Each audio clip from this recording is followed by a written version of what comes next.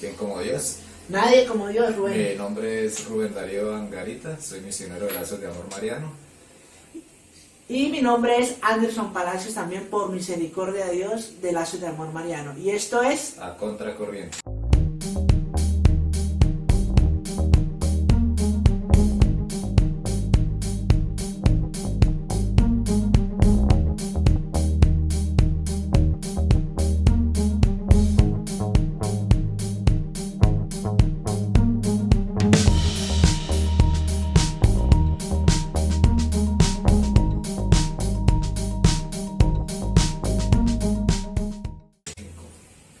El nombre del programa hoy que vamos a tratar es Teología del Cuerpo.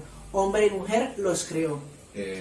La teología del cuerpo nace en un contexto hacia el siglo XX debido a una revolución hedonista que empezaba a surgir y es desarrollada por el Papa San Juan Pablo II. Cuando inicia su pontificado, él desarrolla estas catequesis que vienen a ser 134 en el tiempo desde septiembre de 1979 hasta noviembre de 1984, viéndose interrumpida por el atentado que él sufrió en la plaza de San Pedro.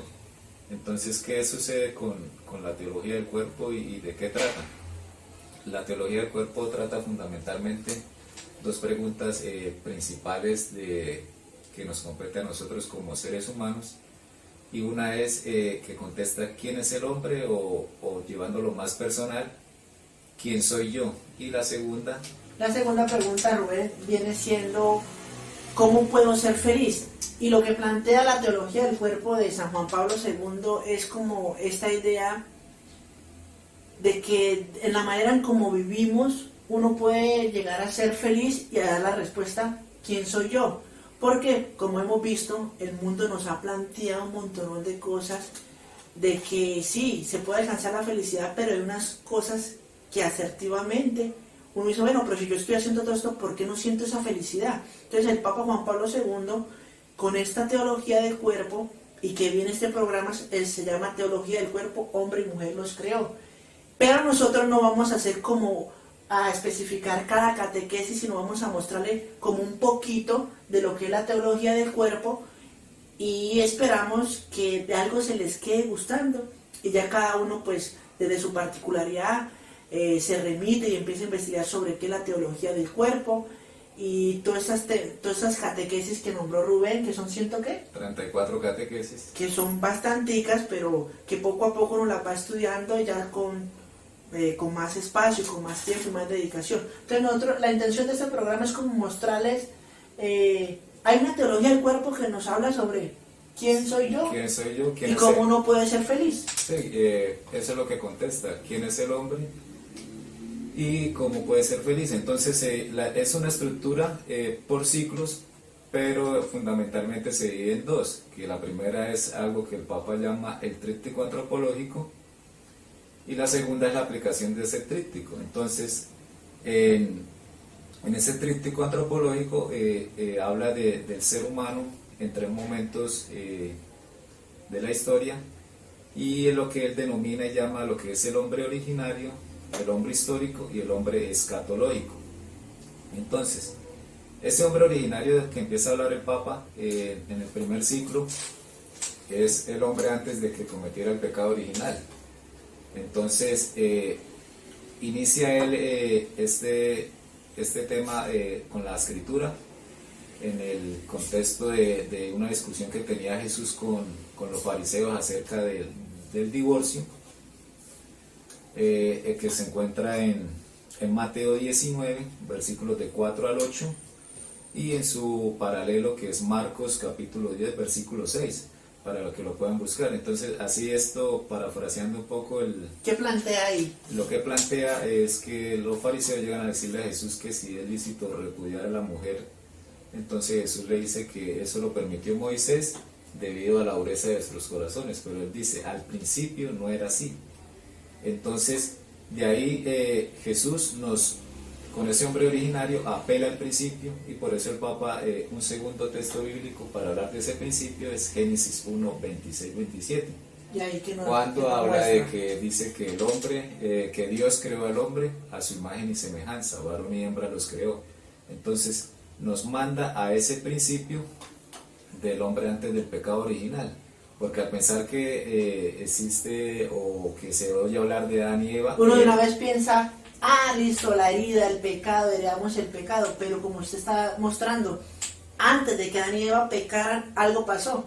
Y es que Dios nos creó, ¿qué? a su imagen y semejanza, o como dice el Papa, imago Dei, imagen y semejanza de Dios. Entonces, no solo heredamos el pecado original, sino también heredamos algo de esa inocencia original. Heredamos algo de que queremos la bondad, el amor, sentirnos amados. Y eso se siente en una nostalgia porque es algo de que ya vivimos. Porque uno cuando siente nostalgia es porque extraña algo que ya se vivió. Que ya tuvo. Uno no extraña lo que nunca existe, lo que nunca ha tenido, ¿cierto? Entonces, sí, exacto. Entonces no solo heredamos el pecado original, sino también heredamos como es decir, esa prehistoria teológica en nuestros cuerpos, en nuestra manera de pensar. Entonces, ¿qué sucedió con Adán y Eva? Pues ellos vivieron tres experiencias que se llaman originarias, y una es la soledad original, que dice el libro del Génesis que el hombre, que Dios vio que no era bueno que el hombre estuviera solo. Entonces, en esa primera experiencia originaria, el cuerpo toma un sentido, y es el sentido filial. Es decir, primero soy hijo. Entonces, es una relación con Dios primeramente. No, antes de ser esposa, madre o padre, soy un hijo de Dios. Y es una relación con el primero. Entonces, esa es la manera y ese es el sentido de ese primer significado del cuerpo. O sea, Rubén, que ante cualquier relación que uno puede experimentar aquí en la tierra, es primero sentirse hijo.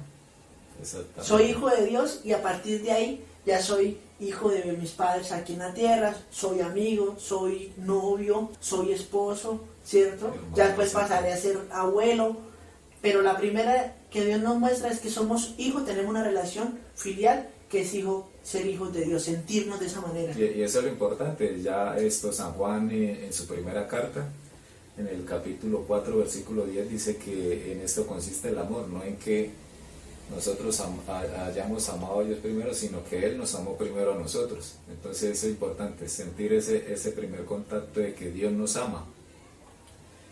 La segunda experiencia es esa unidad originaria, es decir, y es aquí donde el cuerpo, el Papa da otro significado del cuerpo, que es el significado esponsal o nupcial, que es yo ser un don para el otro. Entonces, en el primer momento, sí, hay una soledad, podríamos decir, o existencial, pero es frente a Dios. Y en esta segunda, una soledad con respecto al prójimo. Entonces, por eso Dios le crea a la mujer a Adán. Porque es importante ¿cómo es? El vivir en comunión. A eso estamos llamados. Porque Dios, que es trino, uno y trino, viven en una comunión de amor importante. Entonces es por eso que la complementariedad de hombre y mujer manifiesta esa unidad con la que vive la Santísima Trinidad.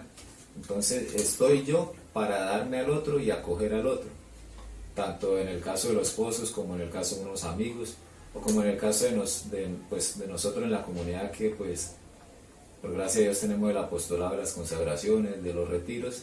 Ahí nos estamos dando a los demás y también acogiendo ese don de los otros, porque ese es algo importante. Como también hemos oído, no nos salvamos solos, sino nos salvamos en comunidad. Y Rubén, por ejemplo, y uno creció con esa idea. Llegaron al colegio a primaria a hacer un grupo de amigos. En el bachillerato lo mismo, en la universidad lo mismo, en el trabajo lo mismo. Entonces, ¿qué pasa? Lo que pasa es que uno intenta hacer como acercarse al otro, pero pasando por encima de las cosas morales, de mis principios, de los valores que me enseñaron en mi casa. Si toda la sociedad se acercara al otro, pero desde una mirada con valores éticos, con respeto, las consecuencias o serían los resultados de hoy en día fueran diferentes. Pero nos estamos acercando de pronto por vacíos y de pronto queremos recibir lo que nos quieran brindar a la primera impresión, ¿sí? En el primer acercamiento, ¿no? Que yo le brindo alcohol, o yo le brindo drogas, o yo le brindo tal cosa, y uno lo acepta y lo recibe. Pero entonces sí ve que como esta mirada de la teología del cuerpo nos muestra, se puede gozar, se puede disfrutar, se puede compartir, pero de una manera sana, que no genere consecuencias negativas ni resultados negativos. Bueno, la siguiente experiencia de la que nos comenta el Papa es algo que se llama la desnudez originaria, y el libro de Génesis dice que ellos estaban desnudos y no sentían vergüenza. Y aquí el Papa toca algo respecto a la vergüenza, y pareciera que es una palabra negativa, pero también tiene algo de positivo, porque por eso cubrimos nuestros cuerpos, para que no sean mirados con malos ojos, con malos deseos. Pero en esa desnudez originaria ellos se miraban, dice el Papa en una de las catequesis, con esa mirada de la paz interior que crea esas relaciones. O sea, es como miro al otro. No solo digamos en el aspecto de un hombre como mira a una mujer, ¿no? Sino yo como miro al otro. Lo miro con odio, lo miro con amor, lo miro con desprecio. Con envidia. Con envidias, o sea, como con una intención inequívoca o mala. Y es aquí donde Cristo nos apela en esa pregunta: ¿cómo miro al otro? Entonces es algo para que podamos reflexionar.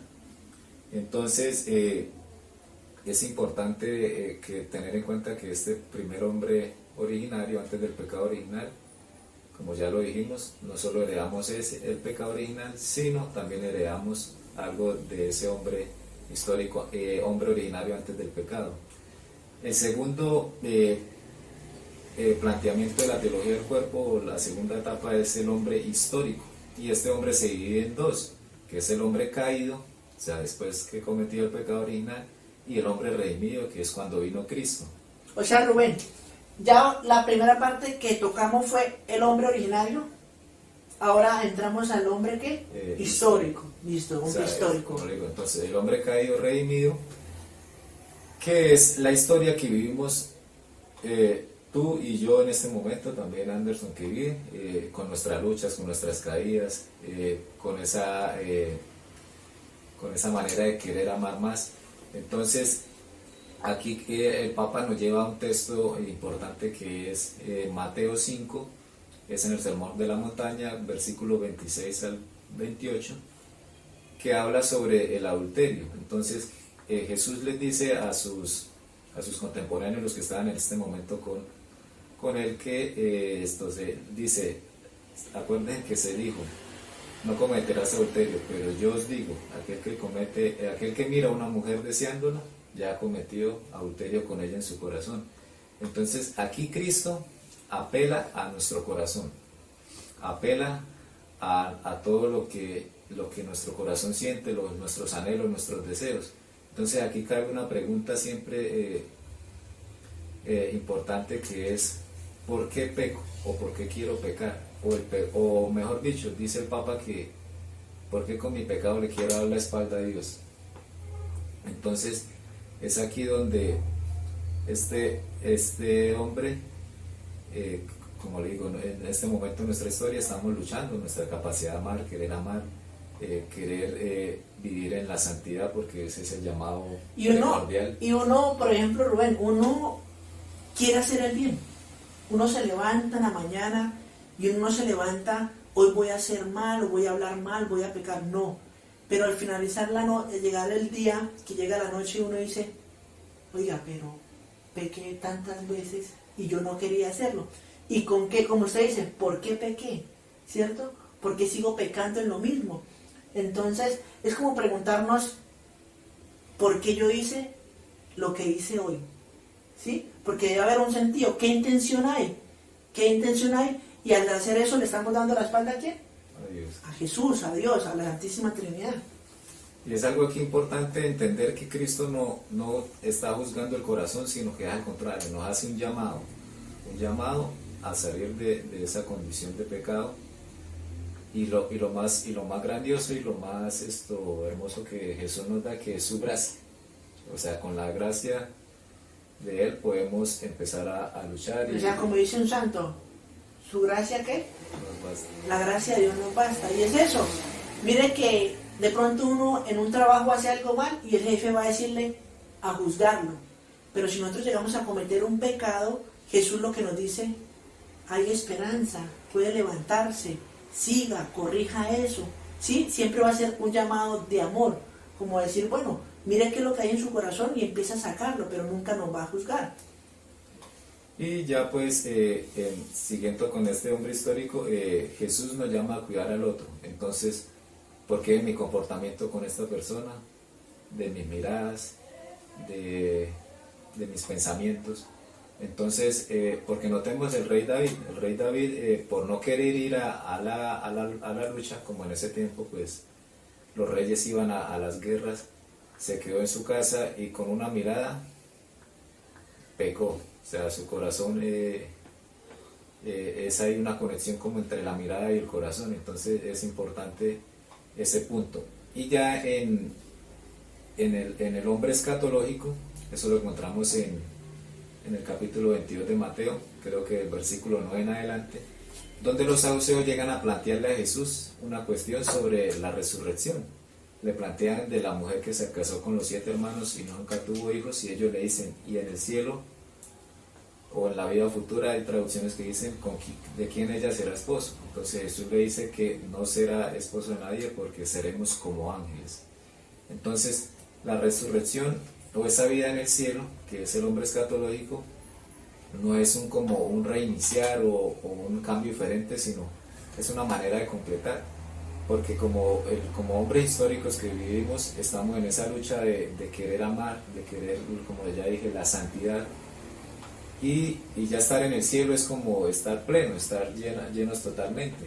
Entonces tendremos pues nuestros cuerpos igual como los tuvimos aquí en la tierra, porque pues los casos de Jesús ascendió al cielo con un cuerpo de hombre, y la Virgen María, pues por el dogma que conocemos y que creemos, ella fue asunta al cielo también con su cuerpo de mujer. Y Elías también. Y Elías y Enoc, que son los que pues el Antiguo Testamento nos cuenta que también ascendieron, fueron llevados al cielo. Entonces en el cielo pues viviremos esa dicha plena. Nuestros significados del cuerpo serán completos, allá se vivirá lo mejor. San Pablo dice que pues tendremos cuerpos divinizados, y de eso también toca mucho el Papa en esas catequesis, habla sobre la divinización del cuerpo. Entonces es esa manera del Papa complementarnos en estas catequesis de quién es el hombre, de quién soy yo. Y era una frase que pues cuando tuve mis catequesis de confirmación, era una pregunta que nos hacía la catequista, y decía, ¿quién soy yo? Y una respuesta que daban, y me gustó muchísimo, que decía que yo soy una persona hecha a imagen y semejanza de Dios, único, irrepetible. Para Dios somos únicos. Entonces Dios, como había una frase, no sé si fue en uno de los últimos congresos, ¿cuál? Que decía que Dios solo sabe mirar de a uno. O sea, no nos mira a todos en total, sino nos mira a cada uno de nosotros. Bueno, entonces aquí terminamos esta primera parte de lo que es la teología del cuerpo, que es el hombre histórico, el hombre originario, histórico, que se vive en caído redimido, y el hombre escatológico. Y pasamos a contestar esta segunda pregunta, que hace parte de la otra estructura de la teología del cuerpo, de cómo puedo ser feliz. Listo, entonces ya en la primera parte que Rubén habla, iniciamos la segunda parte, y es el llamado ¿cómo puedo ser feliz? Entonces en estas catequesis que San Juan Pablo II nos comparte, que de una manera muy general nosotros estamos como dando unas luces de que si hay algo que nos dice quién soy yo y cómo puedo ser feliz, que en últimas eso es lo que por eso uno vive, buscar esa felicidad, y aquí nos la plantea buscándola, pero en el amor. Para este momento tenemos 3 situaciones que nos plantea San Juan Pablo II, y es virginidad cristiana, matrimonio cristiano y amor y fecundidad. Para la virginidad cristiana tenemos entendido como esa vocación a la que somos llamados, ¿sí? Tenemos el celibato, que son los religiosos, las religiosas, los que son llamados a ser esposos, o la vocación de un laico comprometido soltero. Pero vamos a ver aquí en Mateo 19:10, donde nos habla de esa manera cómo nosotros escogemos esa vocación. Y nos habla en esta cita bíblica, Mateo 19, dice: hay eunucos que nacieron así desde el seno materno. Nosotros desde pequeños nacemos como con cierta vocación o cierto espíritu a vivir algo. Y hay otro que dice: hay unos que se hicieron tales por el reino de Dios. ¿Qué quiere decir eso? Que en la libertad uno siempre escoge. ¿Que uno escoge mal? Sí. A veces escoge bien, sí. Pero en estas tres vocaciones uno puede escoger con esa libertad. Entonces es entender que los sacerdotes que escogieron en esa libertad unirse a Dios como con ese sentido de esposos a la iglesia, no que porque ellos sean sacerdotes no van a tener las luchas que tenemos los solteros o los que tienen los esposos, porque ya Rubén hablaba de aquel hombre originario, del pecado original, que heredó ciertas cosas de pecado, pero también se quedó con su corazón guardado aquellos deseos de amar y de estar con Dios. Eso como virginidad cristiana. Entonces tenemos como virginidad cristiana las tres vocaciones, pero aquí en esa virginidad cristiana los que desean esa virginidad cristiana para toda la vida, un laico comprometido soltero sirviéndole a la comunidad, o esos sacerdotes. Algo muy especial, nuestros párrocos de nuestros barrios también sienten esa soledad en que usted hablaba un momento. Por eso uno como familiar los puede invitar, a acogerlos, hacerlos sentir, porque ellos también tienen sus momentos de vacío, ¿sí? De soledad, y que ellos luchan con eso igual que nosotros. Porque como hablábamos, esa relación que uno quiere tener en el colegio, en la universidad, ellos también a veces nosotros les damos la espalda y no los acogemos. No sé si quiere decir algo, Rubén, sobre virginidad cristiana. En la virginidad cristiana, pues San Pablo habla sobre eso. Y él en texto, pues dice que el que se casa hace bien, pero el que no hace mucho mejor. Y San Pablo vivió esa virginidad cristiana. También, pues, mismo Jesús nos lo enseñó. Pues los evangelios nos hablan de que él nunca se casó, sino que él fue ese hombre que vino a mostrar al hombre cómo es el proceso de amar en las diferentes vocaciones, porque la vocación al matrimonio es un sacramento y es algo que pues Dios creó, Dios lo instituyó en el primer momento. El Génesis nos habla de eso, dice que el hombre dejará a su padre y a su madre y se unirá a su mujer y los dos serán una sola carne, y ese ser una sola carne manifiesta ese amor entre los esposos, que como el celibato por el reino y el matrimonio son un pequeño ícono de ese amor de Cristo por su iglesia, que somos todos nosotros. ¿Listo? Ahora, desde la virginidad cristiana se puede llegar a ser ¿qué? A ser feliz. Por eso está en una parte, es como puedo ser feliz desde una virginidad cristiana. Ahora pasamos a un matrimonio cristiano. Bueno, en este matrimonio cristiano se entiende, y tenemos una cita bíblica que San Juan Pablo II nos muestra, y es Efesios 5, del 22 al 27. Ahí nos plantea la idea de que cómo el hombre, como esposo, debe amar a su esposa. ¿Y cómo? Pues como Dios amó a la iglesia. De esa manera, el hombre puede llegar a tener esas virtudes, esos momentos de amor con su esposa. Y de esa manera, su esposa, al ver cómo su esposo la ama como Dios amó a la iglesia, la esposa también va a actuar desde el amor. Y aquí hay dos citas bíblicas y dos libros que San Juan Pablo II nos nombra, y es el Cantar de los Cantares. Aquí vamos a encontrar un canto al amor. Desde las Sagradas Escrituras vemos cómo se habla al amor, ¿sí? El amor entre dos personas aquí en la tierra. Y otro libro es el de Tobías y Sara, que San Juan Pablo II nos habla en el capítulo 8, versículos del 6 al 8, donde nos va a decir cómo ese amor y ese amor que Tobías tenía por Sara ayuda a Sara a que cortara como con esas situaciones que ella venía viviendo con los demás, con los anteriores esposos. Entonces, si ve que en esa medida en que el hombre ama a su esposa como Dios amó la iglesia, se puede ayudar y con esa manera, ¿cómo se puede ser feliz? Desde el amor.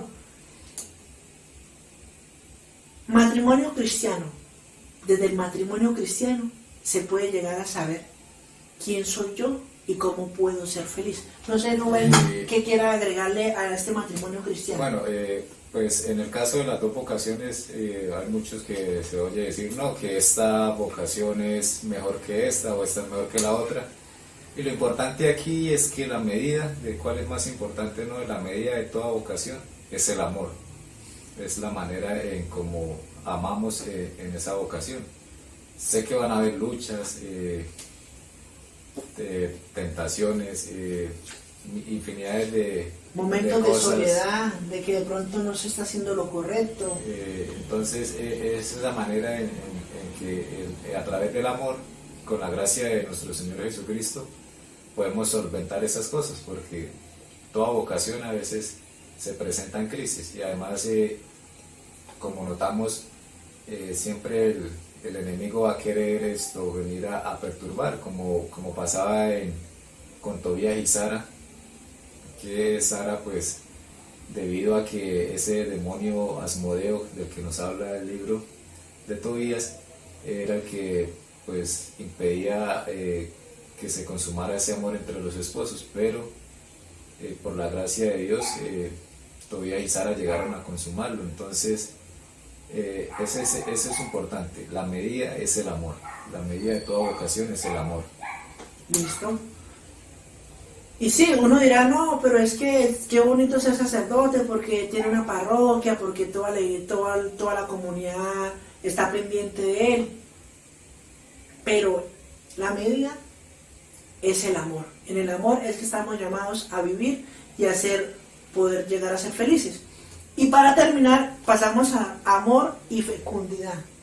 ¿Cierto? Ya hablamos desde la virginidad, el celibato, o ya hablamos del matrimonio cristiano, cómo se puede ser desde ser esposos, se puede llegar a ser esto feliz también.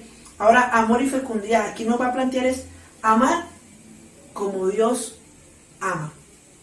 ¿Qué quiere decir acá? Tenemos 4 momentos: un amor libre, un amor total, un amor fiel y un amor fecundo. En el amor libre nunca es obligado, ¿cierto? Jesús nos amó a nosotros sin ninguna obligación. Él vino, nació de la Virgen María y a partir de ahí todo fue por amor y por amor. Él no fue obligado a subirse en la cruz, él no fue obligado a sanar, todo lo movía era el amor. Y amor total. Jesús amó las 24 horas del día, los 7 días de la semana y desde que vino hasta que se fue a los 33 años y nos sigue amando y nos va a amar para siempre. Entonces, un amor total. Y tercero, amor fiel. Y Jesús nos dice, nunca los voy a dejar. Ahí tenemos una cita bíblica que es Mateo 28:20, que nos dice, he aquí yo estoy con vosotros todos los días hasta el último día de nuestras vidas. Entonces, un amor fiel donde Jesús está siempre con nosotros. Y ya todos estos 3 momentos va a tomar sentido cuando hagamos la pregunta al final. Porque tenemos un amor libre, un amor total, un amor fiel y un amor fecundo. Y Jesús nos dice, yo he venido para que tengan vida y la tengan en abundancia. Entonces, con estos 4 momentos, desde el celibato o como esposos, la pregunta es esta. Y algo, pues, antes de hacer la pregunta, lo importante aquí es que ambas vocaciones están llamadas a ser fecundas.